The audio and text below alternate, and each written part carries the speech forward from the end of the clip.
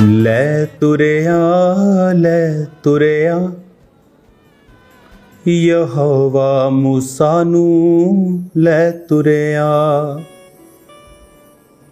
ਨਾ ਡਰਿਆ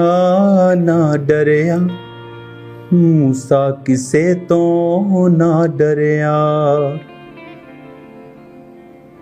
ਨਾ ਥੁੜਿਆ ਕੁਛ ਵੀ ਕਦੇ ਵੀ ਨਾ ਥੁੜਿਆ। ਨਾ ਮਰਿਆ ਇਜ਼ਰਾਈਲ ਦਾ कोई भी ना मरिया। अपने हाथों को उठाओ। Thank you Jesus.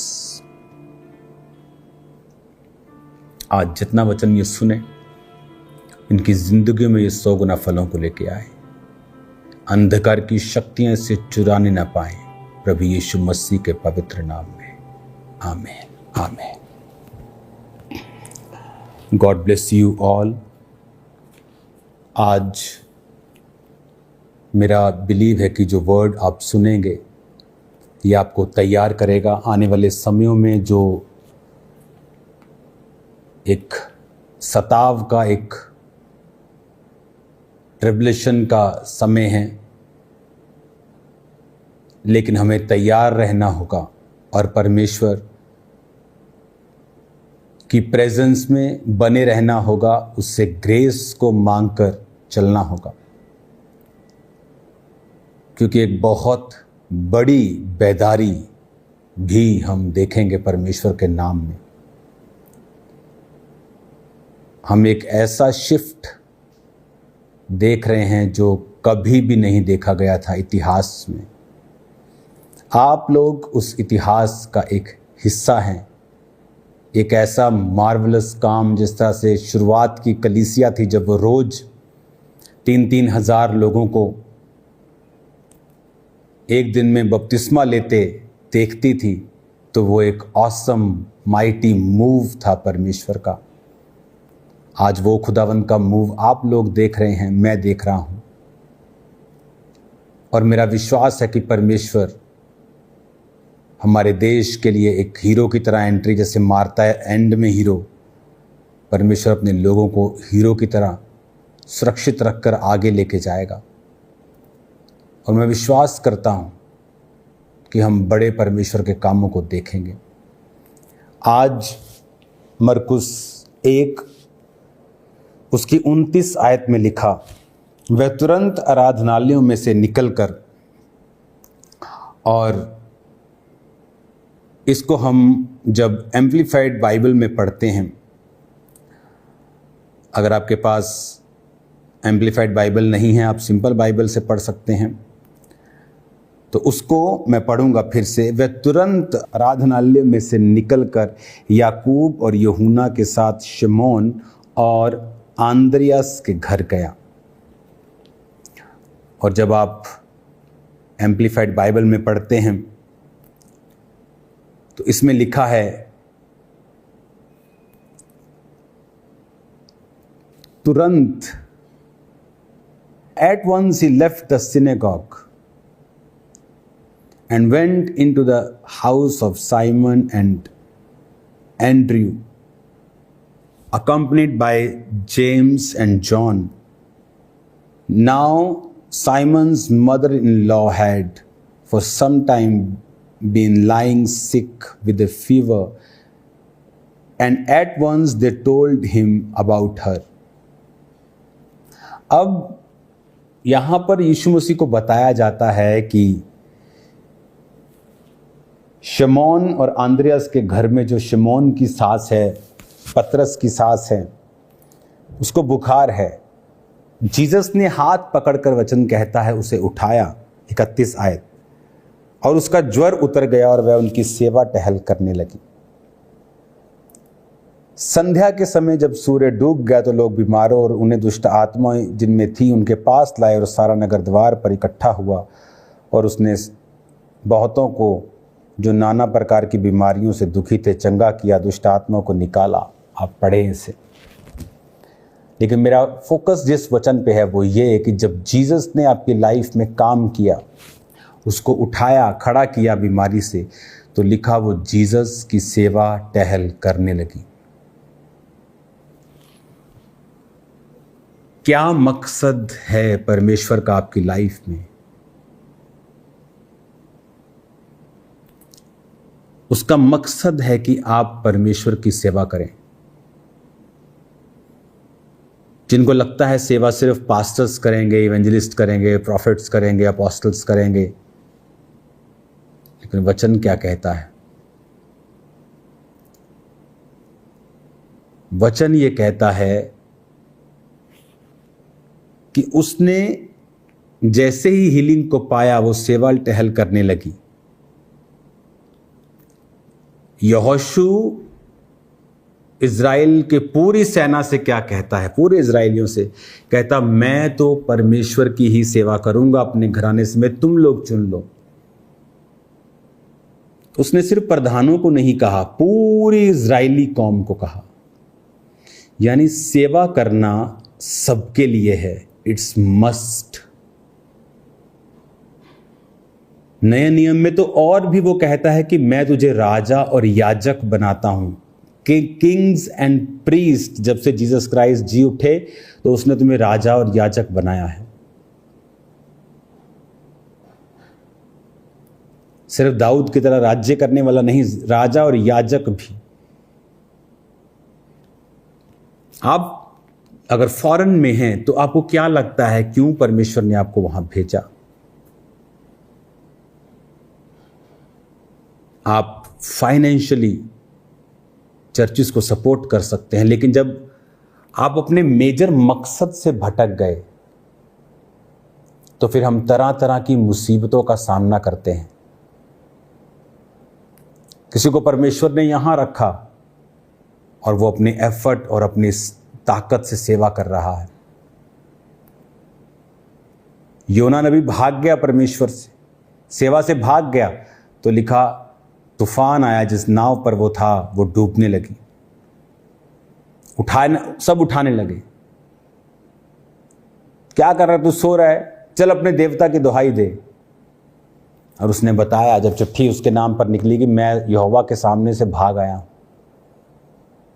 अपना भी नुकसान किया, जहाज की सामग्री उन्होंने जहाज में फेंकी हल्का करने के लिए, जहाज को फाइनेंशियली जहाज का नुकसान किया, लोगों का नुकसान किया, जिनका सामान था उनका नुकसान, जहाज वाले का नुकसान, हर व्यक्ति को नुकसान जो उसके आसपास थे। क्यों? क्योंकि एक बंदा सेवा से भाग आया है।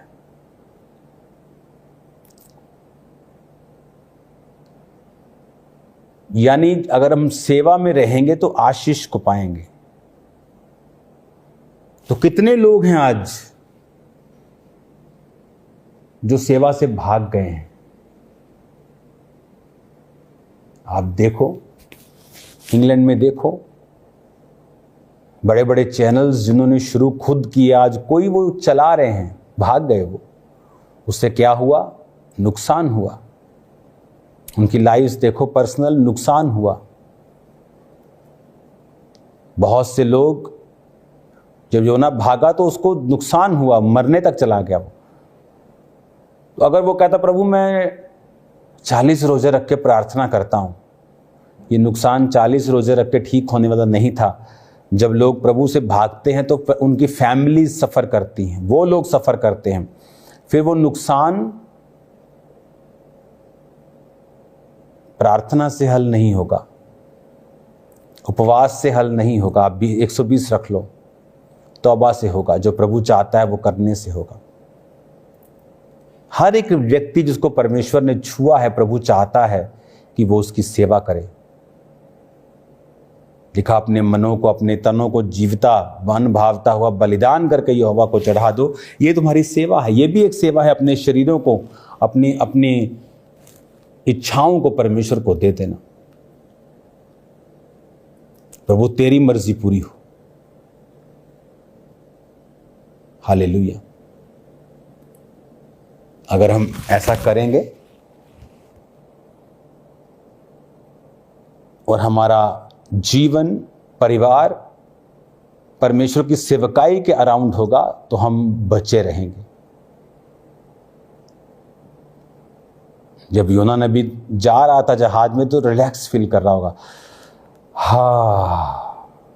हाँ रिलैक्स, कोई सेवा करने की जरूरत नहीं, मस्ती से आराम से क्रूज शिप पे चलते हैं, मौज मारते हुए जाएंगे मजे से, खिड़की वाली सीट लेके, कोई प्रॉब्लम नहीं है। क्या प्रचार 24 घंटे, लोग तो मानेंगे नहीं, प्रभु छोड़ भी देगा, वो दयालु है। क्या हुआ? मुसीबत आई। जब आदमी गलत डिसीजन ले रहा होता है तब उसे बिल्कुल महसूस नहीं होता कि फ्यूचर में क्या होगा। उस डिसीजन की वजह से वो कितना सफ़र करेगा, उसकी फैमिली कितना सफ़र करेगी, उसे नहीं मालूम होता। इसलिए तो कहा जाता है कि परमेश्वर में जब आप चलते हैं बिना फीलिंग से चलेगी। अब आपको क्या फील हो रहा है, क्योंकि आने वाले समय में जो बीज आपने बोया है वो पेड़ के रूप में बदल जाएगा। आज आप किसी को धोखा दे रहे हैं, वो मजबूर हैं, ये बीज बोया आपने, फ्यूचर में वो पेड़ बन जाएगा और आपको वो एक एक फल खाना पड़ेगा जो आपने बोया था। जो आपने पेमेंट कर दी है जिस सामान की, वो तो आपके घर में डिलीवर होगा ही, देर या सवेर। बहुत से लोगों ने पैसा कमाया अपनी लाइफ में, दूसरों लोगों को मार कर, छीन कर, आज जब वो बड़े हुए हैं, जो प्रभु ने उनका छीना है, जितना कमाया था सब खत्म हो चुका। मेरी आंखों देखी ये गवाहियां हैं लोगों की लाइफ की, जिनको मैं बचपन से जानता हूं। तो जो इंसान बो रहा है उसे तब मालूम नहीं है कि वो क्या कर रहा है, लेकिन फ्यूचर सब कुछ साफ और साफ दिखा देगा। हालेलुया। तो हमें इन बातों को समझना है, सेवा में जुड़े रहना है, परमेश्वर के करीब रहना है, फिर हम सेम नहीं रहेंगे। जो प्रभु चाहता है वही करना है। अगर हम भागेंगे तो कहाँ तक भागेंगे? ऐसा तो है नहीं वो समुद्र में नहीं है, आसमान में नहीं है, या यहाँ है तो अमेरिका में नहीं है, वो सब जगह है। सेवा करें, प्रभु के साथ फेथफुल रहें। उसने आपकी लाइफ में इसलिए काम किया, आपको इसलिए चुना है कि आप उसको सर्व कर सकें। It's a privilege. स्वर्गदूत भी सर्व नहीं कर सकते ऐसा जैसा आप और मैं कर सकते हैं। आज जब भेद की बातें सुनाई जाती हैं तो स्वर्गदूत भी उन्हें सुनने की लालसा रखते हैं, क्योंकि भेद उनको नहीं मालूम, क्योंकि वो आत्मा पाए हुए नहीं हैं। वो एक स्पिरिचुअल बीइंग है, खुद एक दूत हैं, लेकिन उनके अंदर प्रभु का आत्मा नहीं, वो सिर्फ आप और मेरे पास है। मेरा विश्वास है आप लोग सेवा में आएंगे, खुदा का काम करेंगे, इवेंजलिज्म करेंगे, फाइनेंशियली खुदा के काम करेंगे, बहुत से चीज़ों को आप परमेश्वर के राज्य के लिए करेंगे। और मेरा विश्वास है खुदावंद बड़े कार्य, बड़े काम आपके द्वारा आने वाले समय में करने के लिए जा रहा है। अपनी आंखों को बंद करें, हाथों को उठाएं, अपनी सीड को भी याद रखें। माइटी बेन और इवेंजलिज्म पार्टनर ज़रूर बने, और जब आप पार्टनर बनते हैं तो जब इंडिया आएँ तो टीम से संपर्क ज़रूर करें आपको प्रेयर माउंटेन प्रेयर्स के लिए, क्योंकि अब हमें प्रभु का काम तेज़ी से आगे लेके जाना है। तो आपको अपने बीजों को बोना नहीं भूलना है। अपने हाथों को उठाओ। खुदावन जितने बीजों को बो रहे हैं आज, स्पेशल बीजों को, तेरे जीवित नाम में ये आशीष पाएं और आगे बढ़े, अंधकार की शक्तियां इनकी जिंदगी में कार्य न कर सके। इस बीज के बदले इन्हें आशीष देना, उनकी जिंदगी को बढ़ाना, प्रभु यीशु के नाम में आमीन।